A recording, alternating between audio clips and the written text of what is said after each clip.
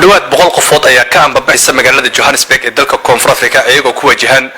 caasimadda Soomaaliya ee Muqdisho kan ayaa go'aansaday inay ku laabtaan dalkoodii hooyo waxaana ka qayb qaatay dib u noqoshadooda tarafalka lagu magacaabo Kalker oo ku taalla magaalada Johannesburg ee dalka Koonfur Afrika howlwadeennada shirkadda Kalker ee qaar ka mid ah dadkii ka anbabaxay magaalada Johannesburg ee dalka Koonfur Afrika ayaa ugu warbixiyay TV-ga Universal safarkooda iyo waxyaabaha ay rajeynayaan أدرس هذا مع سنتها ولا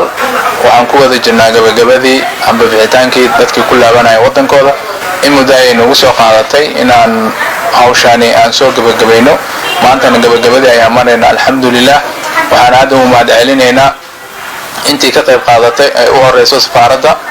دولة سود أفريقيا واحد السعودال كذا يو قبت أرمها دي بدأ انتبه مركا حتى نوع قوة الجنة هنا دتك بحان waxaan rajeynayaa saacadaha soo socdo 8 iyo 4 qof ayaan rajeynayaa hadda inay ka 71 qof oo waaweyn iyo 7 ciyaal ah insha Allah waan rajeynayaa inay ka degaan maalinta Isniinta magaalada Muqdisho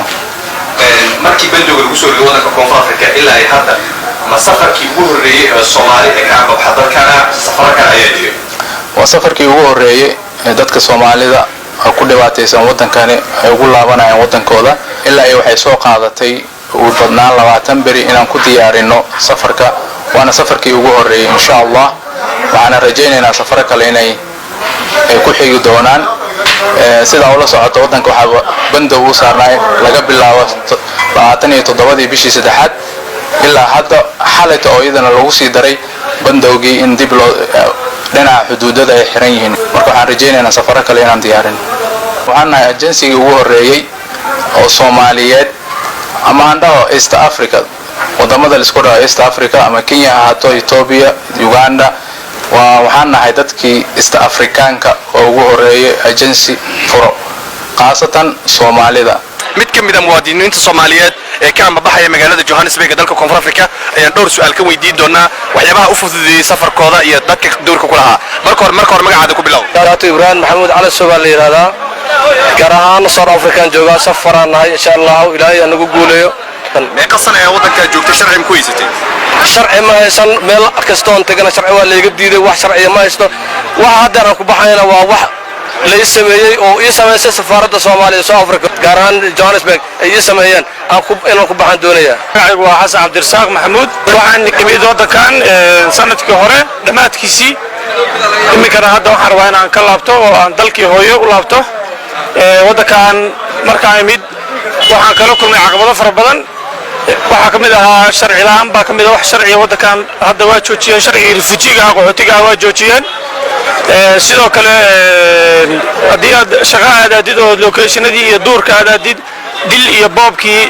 weli sidii buu socdaa wadankan deganaansho ma bixiyaan qodob aad baasaboorkeena ku imaatid wax fiisa ka beelisid deganaansho ma jiro sababaha hadda uu kala fiinaa ka laabano waa sharci daraalkan u haysata iyo daryeel la'aan kamid ah aan ka helin dawladaheeni iyo hay'adaha caalamiga sidoo kale hadda waxaan go'aansanay inaan wadankayga ku laabto sidaa darteed ayaan wadankan uga laabanayaa wadanka hadda bandow horta ku jira annagoo sidii ku jirno oo xaaladii ay uga adag tahay waxaa hawshaas fududeeyey oo ka soo shaqeeyey Kalker oo noo fududeeyey hawshaas annaguna waxaan fuushanahay hadda waa lacagteena tigidkii oo lagu bixi jiray oo laba jibaaran ayaan hadda ku baxaynaa sidaa darteed baan wadankeenii nalagu fududeeyey inaan ugu laabano tan iyo markii lagu soo rogay bandowga dalkan Koonfur Afrika bishii saddexaad Soomaali badan ayaa ku xayirnaa kuwa oo qaarkood ay u yimaadeen dalkan Koonfur Afrika arrimo caafimaad Aidros Abdi Hassan TV-ga caalamiga Universal Johannesburg Koonfur Afrika